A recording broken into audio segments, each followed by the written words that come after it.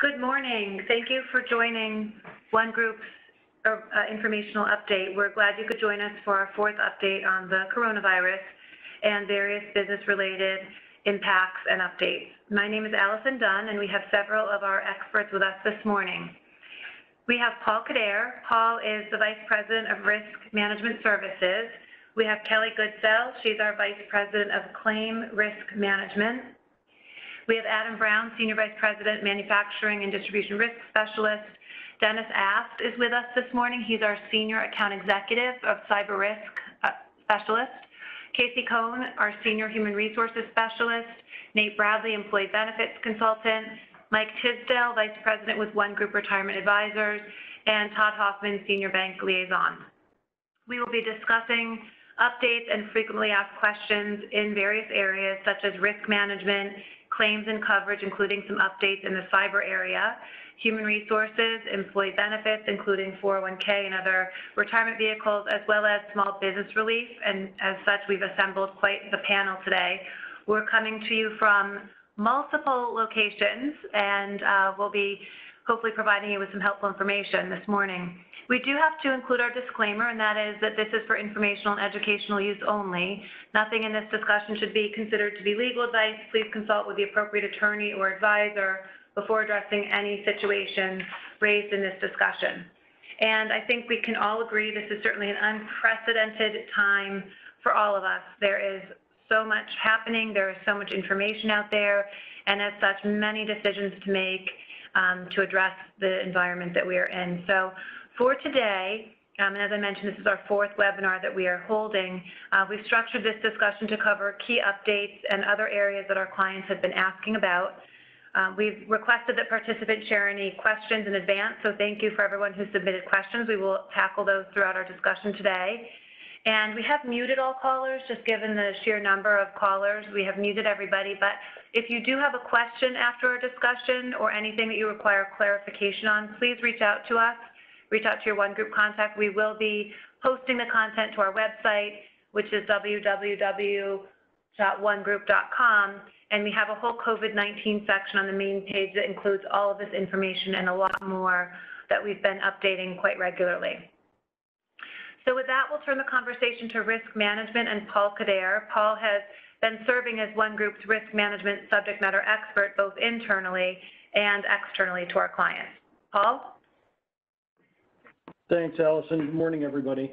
The COVID situation continues to evolve as we move through. The questions coming to me and my group from a risk management standpoint have changed over this time, and what we're fielding now are more operational issues. So the key things that I want to just briefly discuss with you today are what do you do when, and that relates to testing and coming up positive or exposures or things like that in the workplace.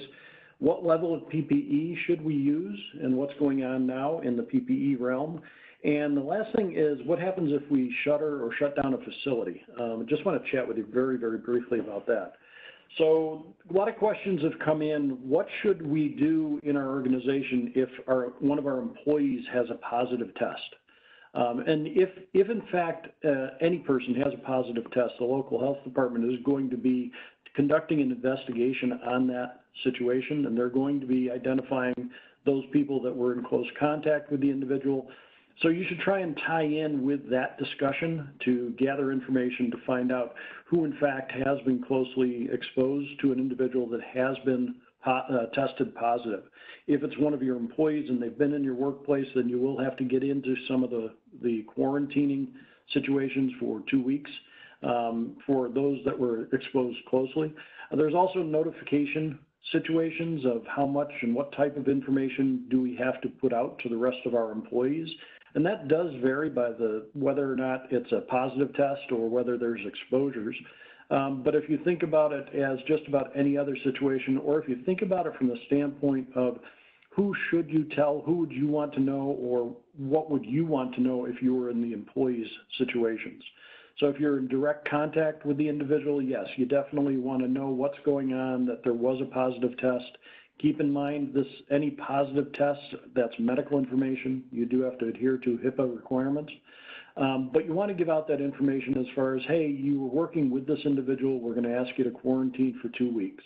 Or no, you were on the other side of the building, you really had no contact with the individual, but what we'd like you to do is monitor your symptoms, any possibility of symptoms for at least 5 to 7 days, and let us know if things are happening so that we can take steps to control that. So it's not a cut and dried situation unless you're dealing with that employee who's had a positive test. In those cases, the health department will give you direct guidance. But the questions you also have to ask are, what happens when an employee's spouse, family member, or an acquaintance is exposed to someone with a positive test, whether they turn up positive or they just are exposed to somebody outside of the workplace? What steps do you have to go there? And again, there's no definitive rules or guidance of what you have to do, but there are things out there to help you. We actually developed a template, a response template for situations like this that we will be posting to our website very soon. We're just going through and doing the final reviews on that hopefully will give you a leg up and a hand on how to respond to those situations.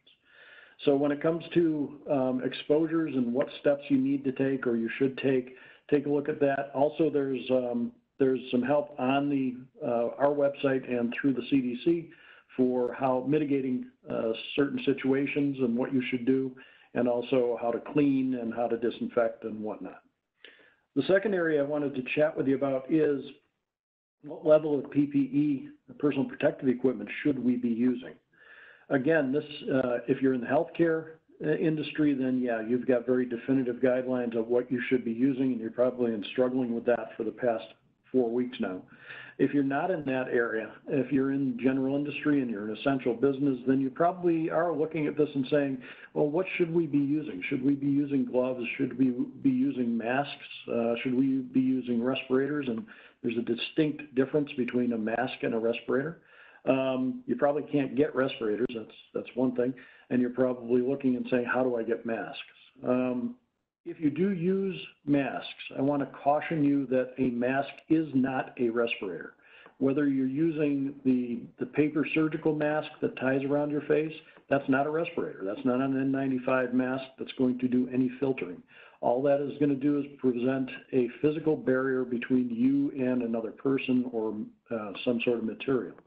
If you make your own masks, and this is a big one going on right now, a lot of people are making their own masks. I've got one company that's jumping out ahead of this thing, and they're actually making their own masks too. The CDC has actually published a fact sheet on how to make your own mask. So that will be posted to our website also, or you can jump onto the CDC site and search that. But there is information out there on that. The caution that I want to make is you see people putting on masks, wrapping scarves around their faces and things like that, and going out into public, into more crowded spaces and things like that. They are not getting the protection they may think they are. That's not a respirator. Don't get a false sense of security. Do not violate the spacing. Keep in mind the hygiene and everything else. So if you do use masks, please include that as part of your hygiene and distancing program, not in place of. As far as the facilities that you might be shuttering, this is something, if you do have a facility that you're shutting down, maybe it's one of your warehouses, maybe it's one of your manufacturing facilities or an office, you have responsibility for, make sure that you maintain your fire protection systems and that you go and inspect those, make sure they're working, make sure the alarms are working, periodically go through the facility if you can, and check equipment to make sure that there's no problems going on. If you do have an impairment, make sure you give your carrier a call or give us a call, and we'll work with you on that so that we can notify the carrier, because there are certain things with impairments to sprinkler systems that you have to manage. So if you do have a facility that you're shuttering, don't forget the property protection systems that you have in place. We're going to be posting some materials to our website, response guidance from the CDC, mitigation strategies from the CDC, cleaning and disinfecting guidance, along with that packet of information of how you might be able to respond should you have an exposure or a potential exposure in your facility. And as always, if there's any questions, please reach out to your One Group representative, and we'll get an answer to you as quickly as we can. Thanks, Allison. Great, Paul, thank you. Those are really helpful updates for all of us, so thank you so much. Now we're going to turn over to claims and coverage. We have Kelly Goodsell and Dennis Ast with us this morning. Kelly and Dennis have been certainly instrumental in helping all of us help our clients, and they have helped their clients directly with navigating through their coverage questions. So Kelly and Dennis, we'll turn it over to you. Great, thanks, Allison. As we know, the coronavirus continues to cause large disruptions in our businesses, our community, and our daily lives, and we've been putting together a lot of additional information, which we will be posting to our website, specifically with navigating COVID-19 claims and how to manage that process. Some factors have changed with respect to exposures.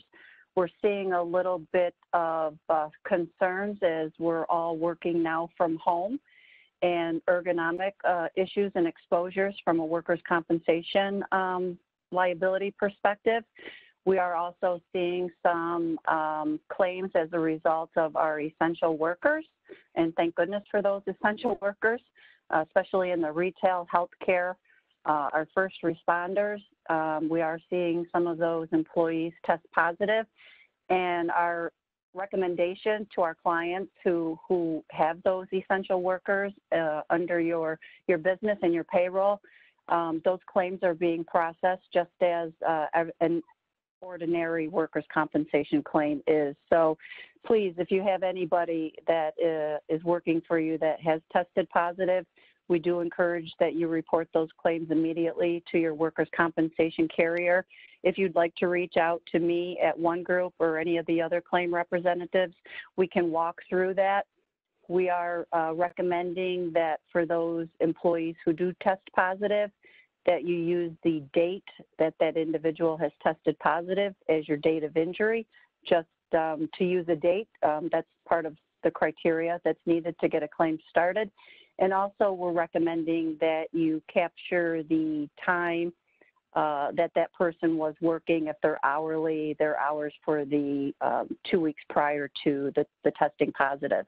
That will be important information as we continue to navigate through these uncharted waters with these COVID-19 claims relative to workers' compensation. Excuse me, with respect to business interruption, not too much has changed in that arena with respect to carriers and their individual coverage positions. One thing I would like to mention, though, for individual businesses that COVID-19 has affected your business, and I'm sure it's affected everybody's business in different ways, that you should go to FEMA's website, and we'll be actually posting a link to FEMA later today. If your area has been declared an emergency disaster area by FEMA, there could potentially be some economic recovery for losses not covered by your insurance policy. We can also help you navigate that as well. Just keep that in mind. And we are seeing an increased claim exposure in bodily injury when it comes to third-party exposures. And again, I'll just kind of reference the retail and the grocery spaces as those essential workers, as everybody has seen on the news, as they're testing positive, that also increases in exposure to the public and also increases in exposure to third-party potential BI claims. Cyber claims, as I had mentioned last week, we've seen a couple of new cyber incidents and coming in, and I know Dennis asked, he will elaborate a little bit more on what you can do to protect yourself from those events. And we haven't seen any yet, but I'm sure that we have clients that have been affected by event cancellations, whether it's due to a specific area in travel bans, a limit on public gatherings. So you may have a specific policy that covers you for event cancellation, And if you do, and if you've been affected, I would encourage you to reach out to your One Group representative. And again, anybody in the One Group claims department can assist you with that as well. We haven't seen any claims yet, but I do anticipate we will in the space of what's referred to as directors and officers, as well as fiduciary liability. And in a nutshell, what potential claims we could see down the road would be if somebody were to make an allegation against a board of a business or an association or what have you, that they failed to follow proper procedures to protect the organization. There could be a wrongful claim submitted against the board as well as from a fiduciary perspective. So a lot going on, navigating coverages, what's changing. A lot of lawsuits are being filed out there in different spaces. Obviously, I don't anticipate any determinations as a result of those ongoing litigation, but you can rest assured that we are monitoring this on a daily basis. Later today, we will be posting some additional information to our One Group COVID-19 website. And I think an important document for review would be just documentation guidance for you to reference on how to capture how this specific pandemic has affected you and your business. And I think the documentation, although you may not actually have a definitive claim at this point that maybe may or may not be covered, I would definitely refer to the documentation piece so you can start capturing information should things change, which they're changing every day. They're changing at the state level and they're also changing at the federal level. That's all I have today, Allison. Great, thank you so much, Kelly. And then we go to Dennis Ast to give some cyber updates. Dennis? Thanks, Allison, and good morning, everyone. I just wanted to spend a couple of minutes just talking about the current state of, cyber and cyber attacks that are going on, and then give everybody some, good cyber hygiene protocols that they can follow. So unfortunately, sadly, we've seen an uptick in cyber events, both in general as well as targeted for the coronavirus. Roughly up 37% this month, last month, from a 30-day standpoint. Let's face it, cyber criminals are opportunistic. They're always looking to take advantage of a situation and make money for either themselves or the organization that they work for. And they prey on people's fear and curiosity, especially now with the coronavirus. So it first started out with some fake coronavirus websites where they were basically hijacking a website where if you clicked on the map, you could download some malware into your system. It started with a fake CDC map and has grown since then. We've seen targeted phishing, which is email, and smishing, which is text messages on your phone, campaigns that allegedly are coming from the World Health Organization, the CDC, or various government agencies. If it doesn't look right, be very cautious of it. We've seen things that refer to fake cures, treatments, donations, and just general misinformation to take advantage and basically psychologically manipulate folks to clicking on these links that will end up dropping malware or ransomware into their system. Even from a social media standpoint, there's been malicious links on the social media websites where they want you to click it and then you end up going to an inappropriate site that they can steal your information or, again, drop malware or ransomware into your system. So don't ever click on that website link. Actually go to your browser and type that in yourself.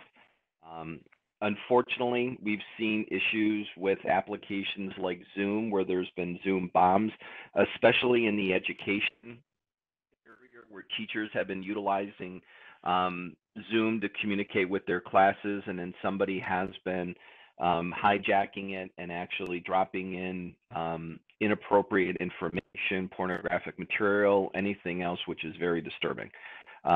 There's been recent attacks on H&H as well as other healthcare providers. We've actually gotten input from cyber criminals and organized cyber crime that they're going to cease going after healthcare related industries but we're going to have to wait and see. We have still seen other attacks taking place with that. As a result of all, the DOJ has actually come out and said that it's going to prioritize and prosecute any scams and fraud related to the coronavirus. So they're serious about taking action with this and taking advantage of people during these very difficult times. FBI has warned not only of the issues with Zoom, as Zoom's repairing their platform and making it more secure, but also in states that have seen a large increase in coronavirus. They've also seen a large increase in cyber attacks in California, New York, Washington, and as other states like Louisiana and Illinois are coming into play, we're seeing larger attacks in those states as well. A lot of this is around the increased utilization of remote workers. Companies that have never expected that the vast majority of their workforce is going to work from home are now dealing with that and not having the proper security in place and trying to beef up their cybersecurity to be able to defend themselves against these cyber attacks. So a couple of takeaways from a good cyber hygiene standpoint: employee training. Think before you click. The biggest thing is don't panic. These cyber criminals, they want you to panic. They want you to click on that malicious link.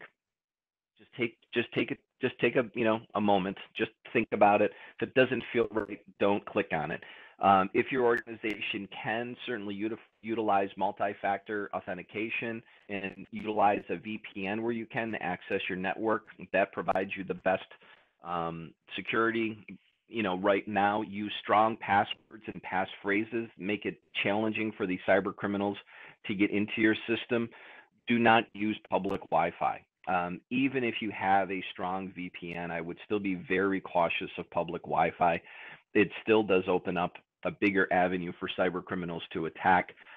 Secure mobile devices. There's plenty of software and applications out there that you can secure your mobile devices to help protect it now that most organizations, folks are working remotely. Install and update any of your anti-malware, especially utilization of a next-gen anti-malware to protect against the newest cyber attacks. Stay current with all your patching and your updates. When you get pushes on your iPhone or on your Surface or your iPad that says updates are available, update them. In most cases, those updates are because a security flaw has been identified and it's being repaired. So update those when you can.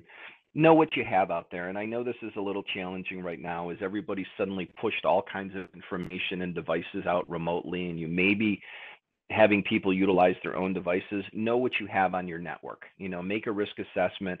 There is NIST, NIST, which is a free framework that's out there. You can go out to the government websites, pull that down, and it can help you develop a risk assessment and a plan.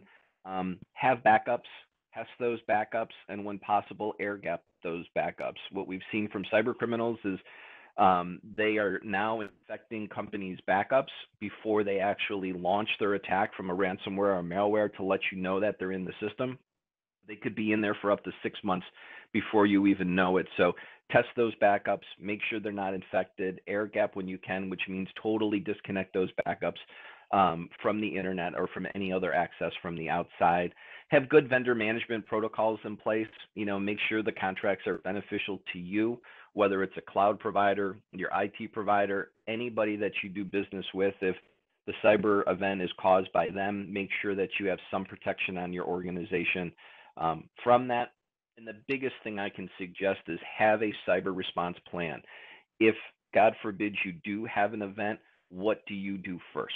Know what you're going to do first. Do you have a cyber insurance plan in place? Do you know what number is to call the carrier to report that claim? Do you already have a forensic person or a cyber attorney in place that can help you if, God forbid, you do have one of these instances? So just be prepared for it. Just like any other business continuity plan, you should plan the same way for a cyber event. So thank you for your time. Dennis, thank you for all of that information. We're going to turn now to HR matters, and we'll turn things over to Casey Cohn to provide an update of where we are and answer any questions that have been submitted. We have covered, Casey has done an amazing job covering a lot of significant updates in our previous webinars.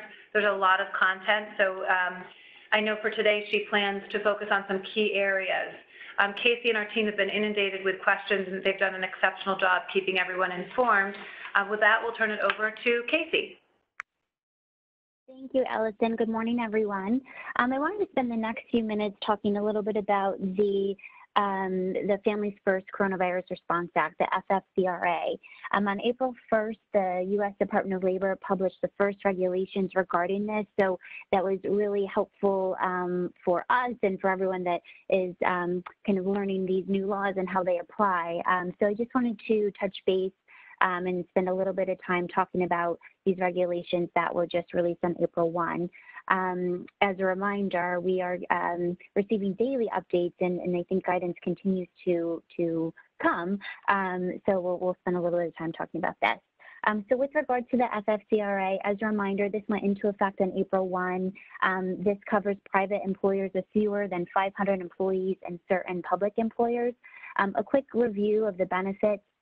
We can talk through those a little bit, but essentially the FFCRA requires covered employers to provide eligible employees with up to 2 weeks or 80 hours of paid sick leave at full pay, up to the daily cap when the employee is unable to work because the employee is subject to a quarantine order or is required to be isolated due to COVID-19, or if they've been advised by a healthcare provider to self-quarantine because of COVID-19, or they're experiencing COVID-19 symptoms and seeking a medical diagnosis. There's also the provision that provides up to 2 weeks of paid sick leave at partial pay, up to a specified daily cap when the employee is unable to work because of the need to care for an individual subject to a quarantine order, or they've been advised by a healthcare provider to self-quarantine, or to care for the employee's child whose school or place of care is closed because of COVID-19 related reasons.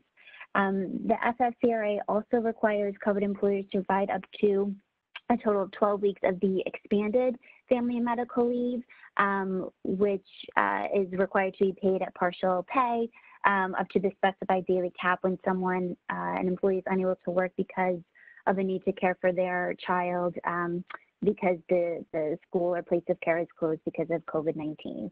As a reminder, under the FFCRA, covered private employers can qualify for a reimbursement through the refundable tax credits, and that's administered to the Department of Treasury. That applies to all qualifying paid sick leave wages that are paid to an employee because of the leave for these reasons. More information is available on this directly through the IRS, but certainly very important for employers to be aware of that. So with the regulations that were released, they did provide some clarity on certain definitions that have been used throughout the provision. So we'll talk a little bit about that. It clarifies their definition, the FFCRA's definition of a quarantine or isolation order. It includes a broad range of governmental orders, including orders that invite some or all citizens to shelter in place, stay at home, quarantine, or otherwise restrict their own mobility. The rules further explain that an employee may take the paid sick leave only if being subject to one of these orders prevents them from working or teleworking. So the definition of the quarantine or isolation orders is broader than those that are familiar with the provisions in the New York State paid sick leave requirements for quarantine or isolation order, so that's important to be aware of. Also, the definition of a child. The regulations clarify that it's for children under the 18 years of age and children that are age 18 or older who are incapable of self-care because of a mental or physical disability. It also clarifies the definition of individual. The word individual is used throughout the Act for someone that needs to care for an individual. Individual is defined as an employee's immediate family member, a person who regularly resides in the employee's home, or a similar person that the employee has a relationship with that creates an expectation that the employee would care for that individual if they are quarantined or required to self-quarantine. The regulations further clarified the documentation of the need for leave. So an employee is required to provide the employer with documentation containing certain information prior to taking one of the eligible leaves that they may be eligible for specifically.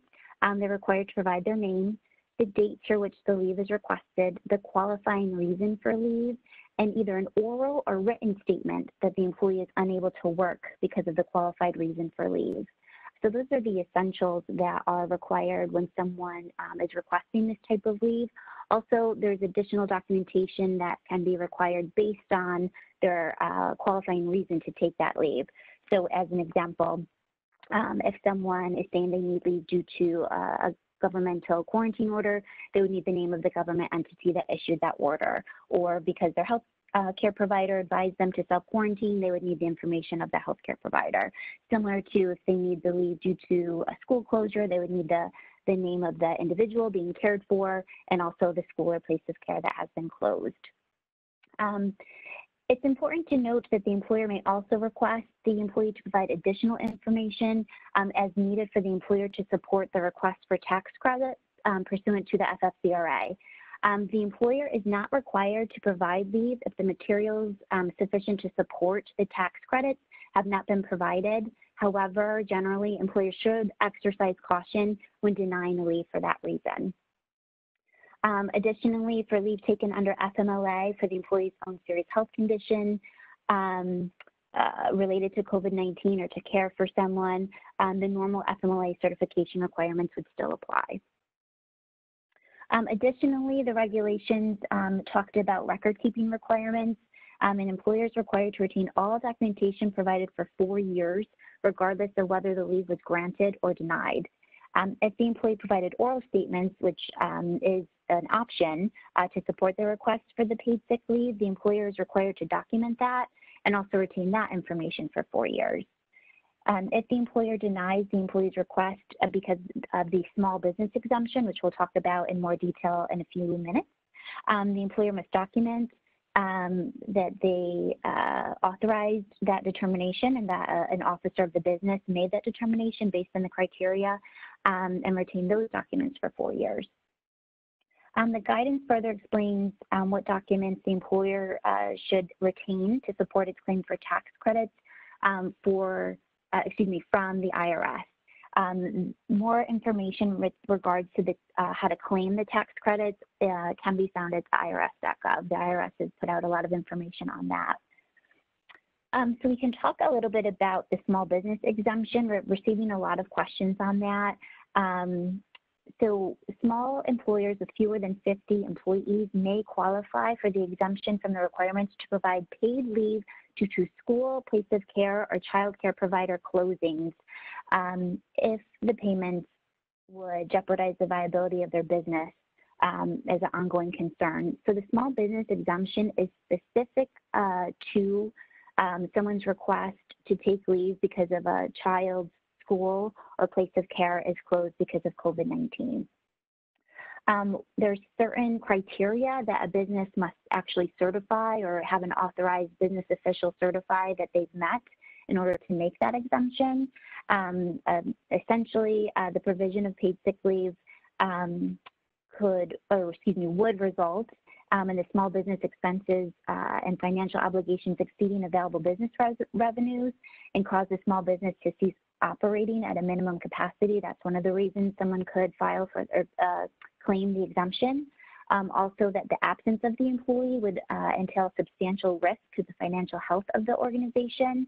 And then the third option is that there's not sufficient workers who are able and willing and qualified to work in order to continue the operation to move forward successfully.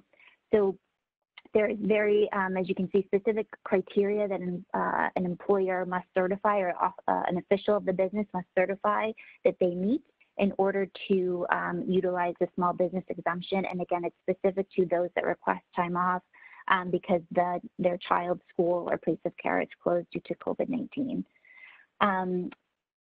The department, the DOL, Department of Labor, encourages employers and employees to collaborate to reach a solution for maintaining the business and also ensuring employee safety.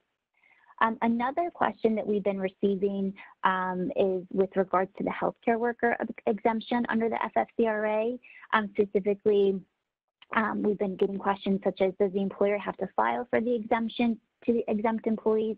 Can the employer make the decision themselves? What is the appropriate process to follow? It's our understanding that they do not have to apply for an exemption. However, the DOL is requesting that employers be careful about who to exempt and how they are exempting the employees under this rule in order to help prevent the spread of COVID-19.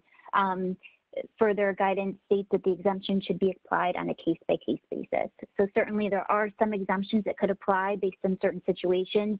However, each situation should be evaluated on a case-by-case basis. I also wanted to talk about a change to New York's paid family leave. The Workers' Comp Board adopted an emergency amendment to clarify that employees may take paid family leave, PFL, to care for a family member that has been diagnosed with COVID-19. It's an emergency rulemaking. It's effective for 90 days.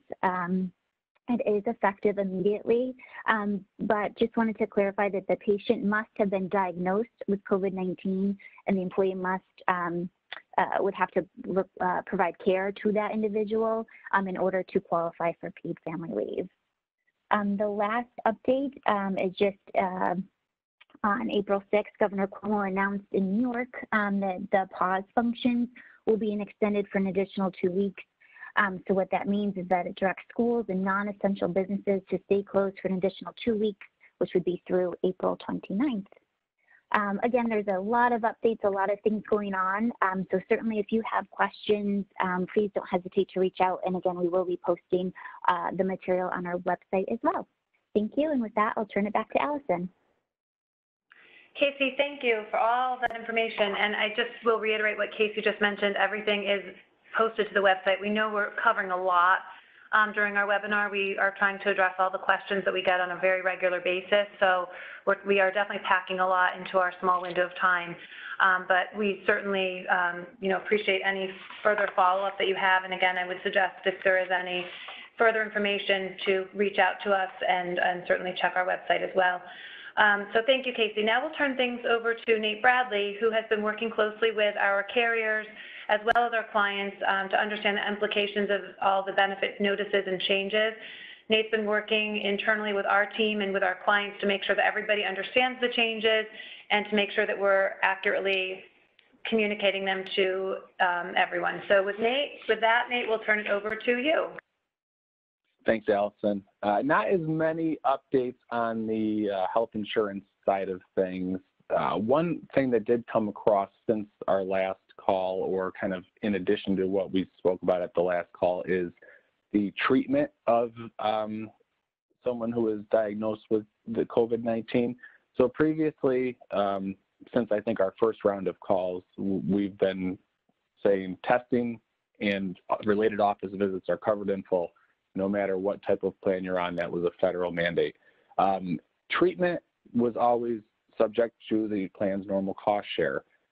Each of the, generally speaking, major health insurance carriers throughout the country, Aetna, Cigna, United Healthcare, most, if not all of the Blue Cross Blue Shield Association, they have now moved forward and they are covering treatment for someone who is diagnosed with COVID-19 in full for their insured plans. That does not extend to self-insured clients. It is not mandated that they implement that. However, we have seen some move in that direction as well. So for groups that are fully insured, testing and treatment will now be covered in full by all health plans. Another large impact is the telemedicine is now allowed to be covered in full or not subject to deductible for high deductible health plans. That came out of the CARES Act. We spoke about that a lot during the last call. A lot of the major carriers, including in Central New York, Excellus, all telemedicine visits through MD Live, or if your provider is now practicing telehealth and they bill the visit as telehealth or telemedicine, will be covered in full for the time being. So the real goal there is to keep people out of their providers' offices, practicing social distancing. Telemedicine will be covered in full, so make everyone aware of that. If you're self-insured, you can opt to do this to your plan. If it's a high deductible plan, make it not subject to deductible. It does not have to be free. You can put some type of cost share on it, but if you would like telemedicine, it is allowed to be covered in full, and it is being covered in full on a lot of the insured products.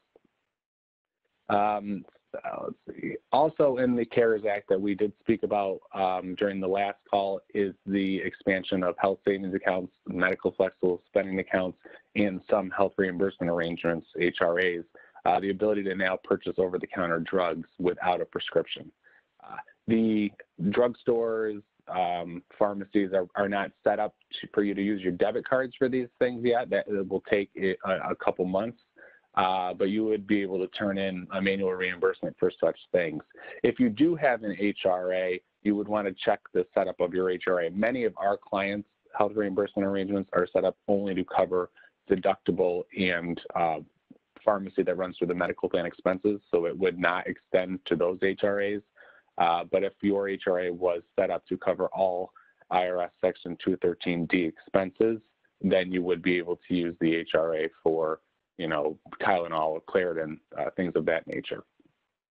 So those are coverage-related enhancements or changes that we have mostly spoke about on the last couple calls. For those of you who are going to be or have already laid off or furloughed employees, the TPAs for our COBRA administrators are being very flexible during this time. If you're choosing to subsidize premiums for COBRA for your laid off or furloughed employees, they will work with you to only bill the employee the amount less your subsidy. But they're also, a lot of the carriers are allowing you to just keep laid off or furloughed employees on your active medical plan as long as the premiums keep getting paid. So company by company decision what everyone is doing, and I really would suggest you to reach out to us or to the carrier to confirm that the situation can be worked through. Like I said, everyone is being very flexible during this time.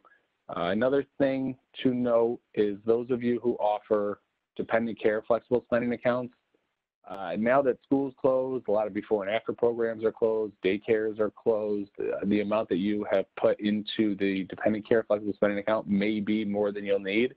That is a change that you could make now. Still, with the limits on those, you'd probably still be able to use it all, but everyone's situation is different. So if you think you've put too much in your dependent care FSA, or you will, you can reach out to your carrier and make that change during this time. And then the last thing I'll hit on is for current employees who are not enrolled in the health insurance. Some of the carriers, Excellus being one of those for their insured groups, are allowing a special enrollment period during this state of emergency. So if you had current employees that are not enrolled in the health plan, they would be allowed to enroll at this time as a special enrollment period, outside of having a normal qualifying event. So again, with all of these things, you want to confirm with your carrier or with your consultant how it works with your plan, but just know that there is a lot of flexibility going on right now and a lot of changes that are not normally able to be made. There's exceptions being made because of this, exceptional situation. So keep checking our website. We keep putting the updates out there as things come along. I know a lot of us are also pushing a lot of information out to our clients as we receive it, and keep reaching out to us with questions. We are here to help. So with that, that's all I have for today, Allison. Thank you. Nate, thank you. Very helpful information. And as we talk about benefits, we know that we've been getting many questions relating to retirement plans and different provisions there. So Mike Tisdale is with us, and we'll turn it over to Mike. I know he's been working closely with clients to offer guidance and answer their questions. So Mike, turning to you. Thank you, Allison. Good morning, all. I hope everyone on the call is doing well and your families are staying healthy as we are, certainly confronting one of the greatest health threats of a generation and one that profoundly impacts the global economy.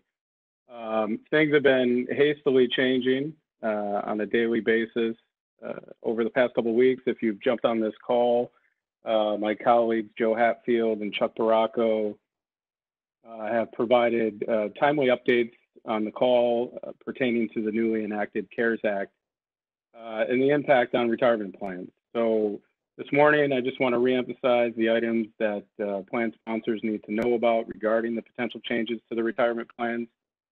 As many of you perhaps already know, plan sponsors may elect to allow expanded distributions and loans to assist their plan participants.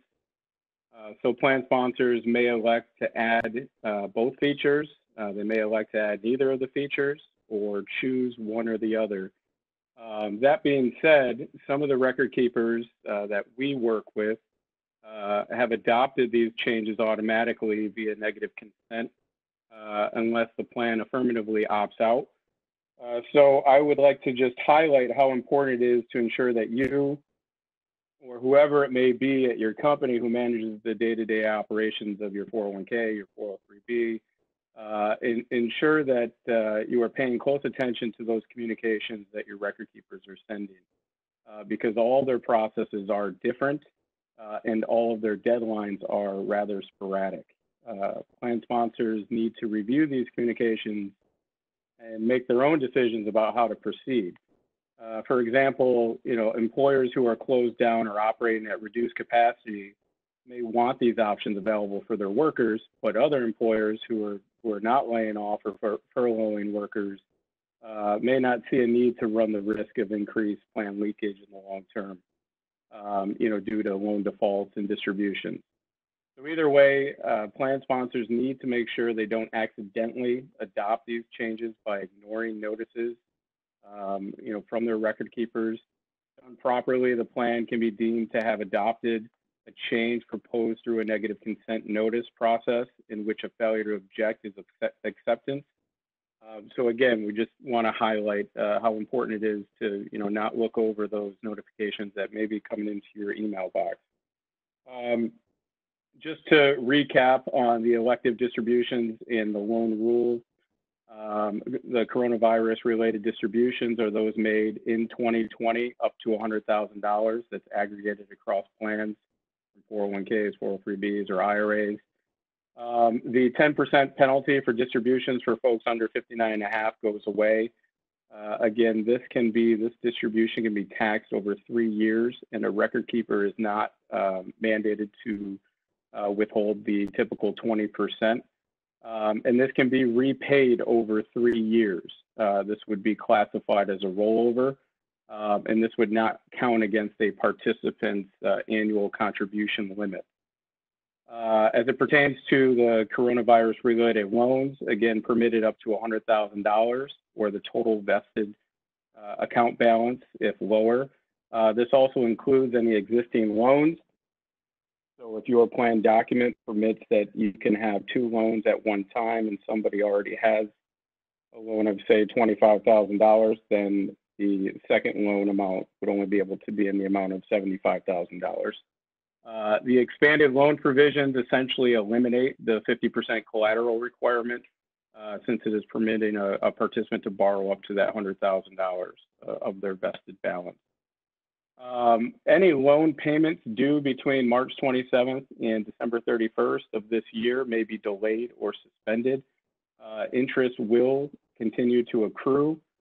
The loan will be re-amortized in 2021 to reflect the accrued interest, but the delay will not result in the loan otherwise being treated as extending beyond the max repayment period, which is typically 5 years, except for home loans. Some record keepers that we work with have already added the loan suspension feature to their record keeping system. And this is regardless if a plan sponsor elects to add the new coronavirus related loan provision. So we would encourage you to verify, with your record keeper if this has already been made available to folks, and then also verify with the record keeper or your third party administrator on who will be tracking these loan suspensions and the new payment amounts in 2021 and things of that nature. At this time, we're still waiting for guidance from the IRS on the 12-month suspension period versus the 12/31/2020 deadline. We hope to have some guidance on that sooner rather than later.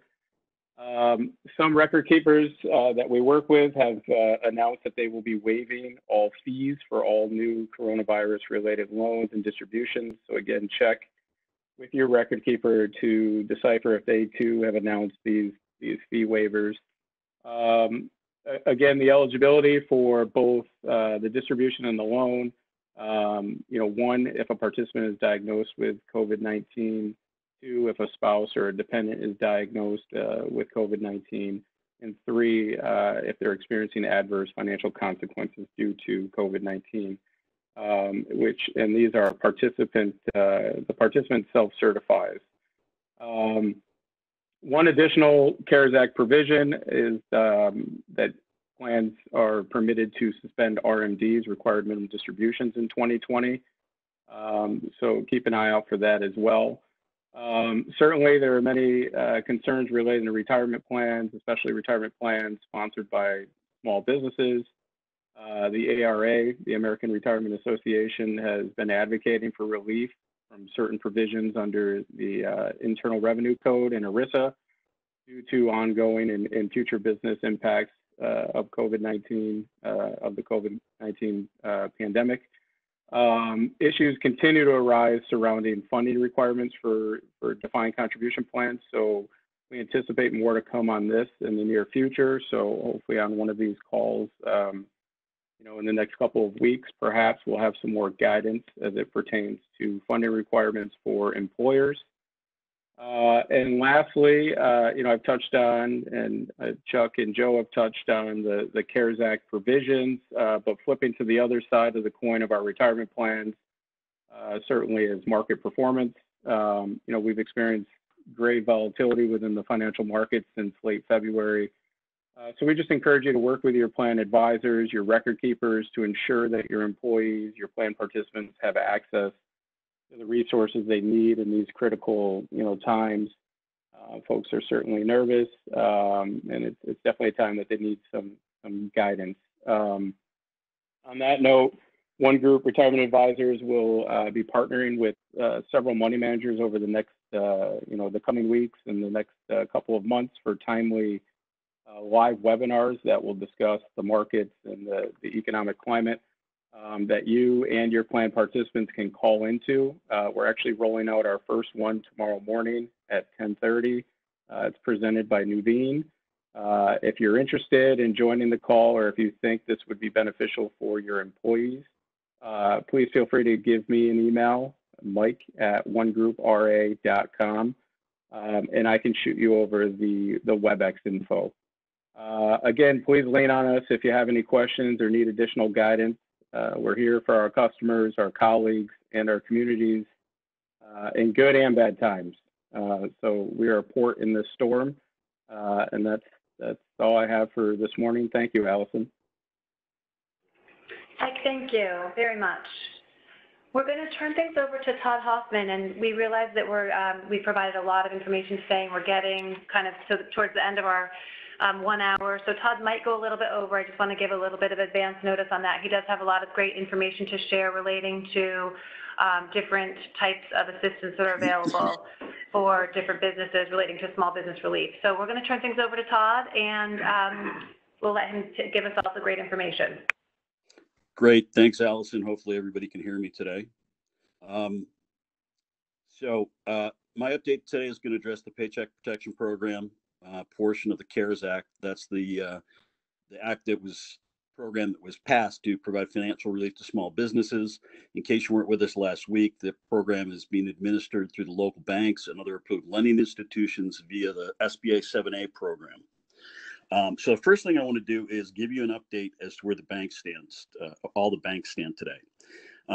First of all, most of the banks and the bankers are overwhelmed with PPP inquiries.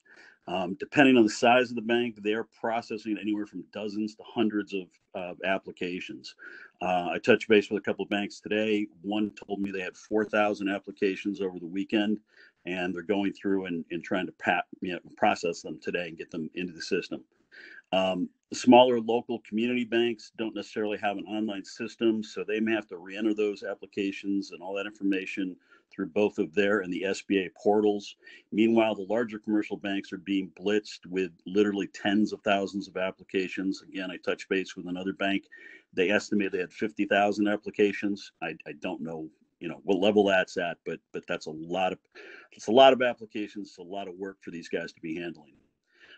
Most of the banks, and I mentioned some of this last week, are following Know Your Customer guidelines, and they're giving priority to existing clients and not accepting applications from non-clients. Some have even temporarily stopped taking new applications at all because they're simply overwhelmed. Minimally, to qualify or do anything with the bank, you've got to have a checking account with that bank. And loan funds are going to be directly deposited, so that becomes important as you move through the process. Remember, the SBA has indicated that approval and funding is coming on a first come, first served basis. So my recommendations are, if you haven't done so, get your application in as soon as possible. Make sure it's complete, accurate, and most importantly, you've got all the required supporting documentation that the bank's requiring. A lot of that has to do with your payroll records and payroll information. And there's typically a checklist that each bank has. So make sure you're checking that twice. A good idea is to review it with your CPA if possible before you actually submit it.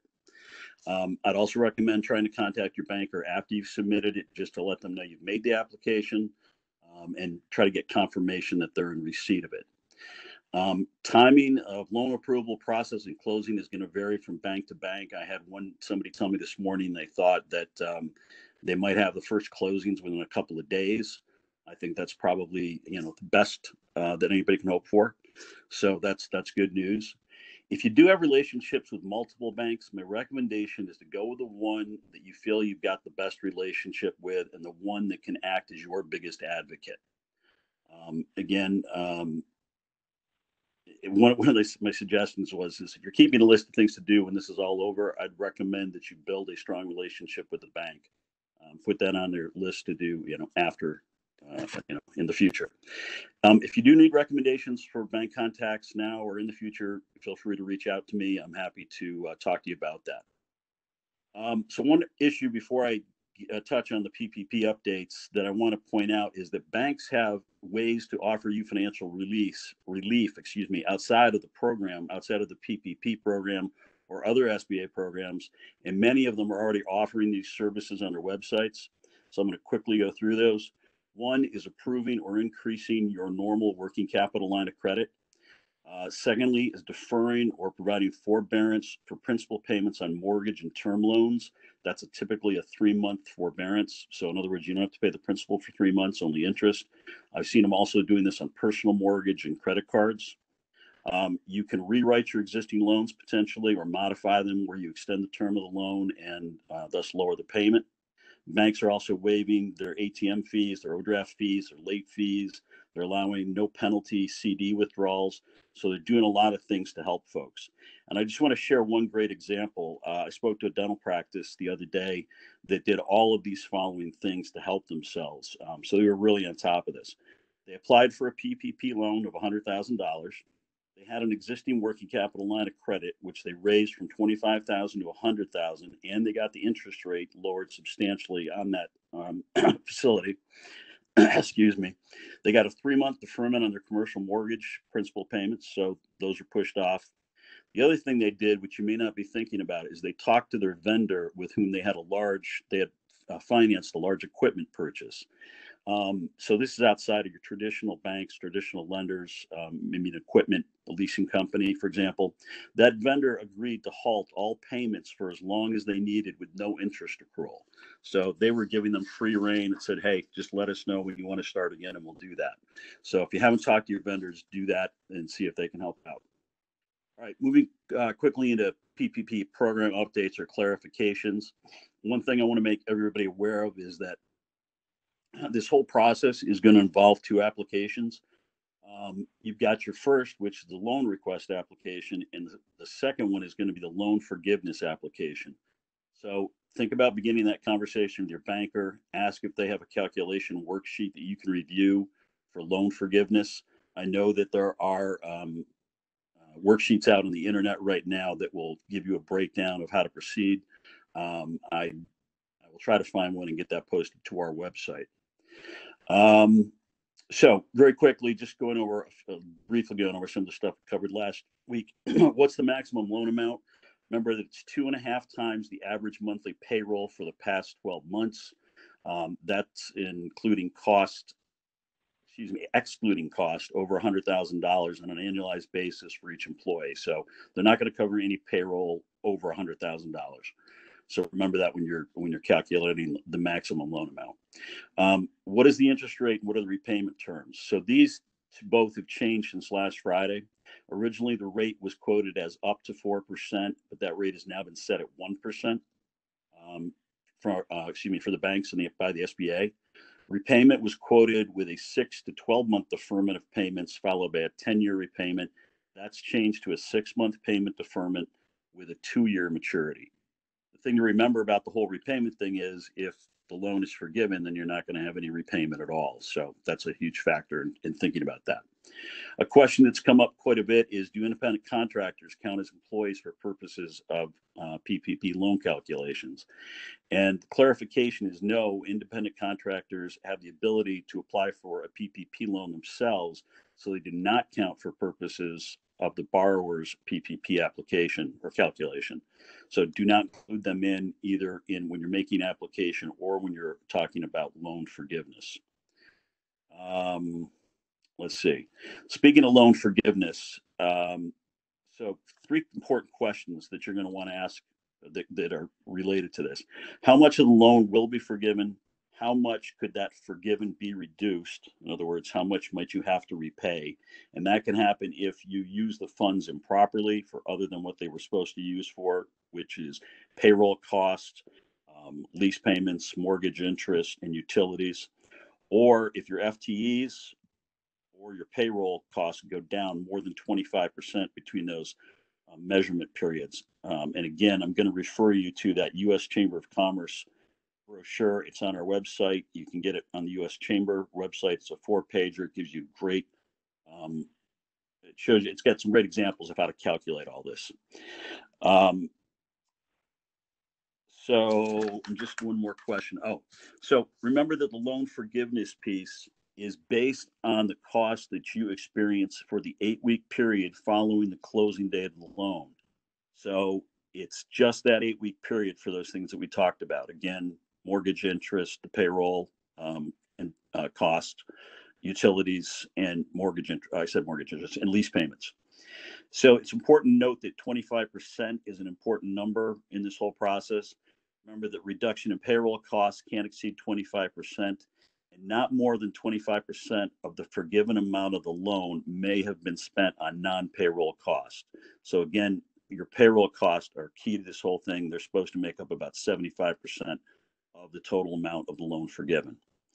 That's pretty much it that I've got for today. Again, if we have any questions, let us know and we will get back to you. Thanks. Thank you very much. Perfect timing. We're just a couple of minutes over. With that, we'll close our webinar for today. We do appreciate all of our panelists. Great job. And certainly all of our callers, our clients, and friends in the community who've called in to take part in this. I will just mention again, as you've heard everyone say, we are here for you. We know this is a very challenging time. And if we don't have the answers, because some things are very fluid and have not offered a lot of guidance in some areas yet, but if we don't have the answer, we will certainly dig and look to find as much as we can for you to help you through your challenges and your questions. So have a wonderful day and be safe. Thank you.